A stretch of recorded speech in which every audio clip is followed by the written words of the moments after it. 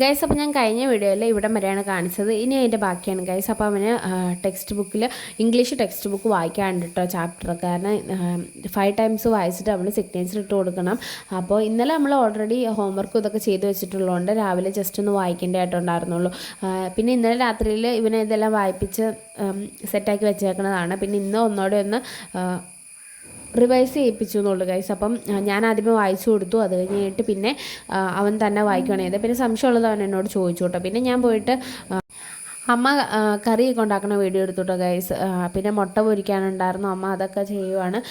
അതിൻ്റെ ഇടയ്ക്ക് ഞാൻ വീഡിയോ അടുക്കളയിൽ പോയി വീഡിയോ എടുക്കാൻ നേരത്ത് പിന്നെ തിരിച്ചു വന്നു കഴിഞ്ഞപ്പോഴത്തേനും ആളെ കാണാനില്ല ഗൈസ്. അവനാണെങ്കിൽ അപ്പോഴേ അടുത്ത് പോയത് ഫോൺ കണ്ടുകൊണ്ടിരിക്കുകയായിരുന്നു. പിന്നെ ഞാൻ അവിടെ നിന്ന് പോയി പിടിച്ചുകൊണ്ട് വന്നതാണ് ഗൈസ്. പിന്നെ ഞാൻ വീഡിയോ എടുക്കുന്ന സമയത്താണ് ശ്രദ്ധിച്ചത് സമയം പോയത്. അവളിവിടെ റെഡി ആയിക്കൊണ്ടിരിക്കുകയാണ്. ആ സമയത്ത് ഇവൻ അവളുടെ ഒപ്പം പോകാനുള്ളതാണ്. പക്ഷേ അവന് ഇത് വായിച്ച് കഴിഞ്ഞിട്ട് വേണം അവന് പോയി കുളിച്ച് റെഡി ആവാനായിട്ട് കേട്ടോ.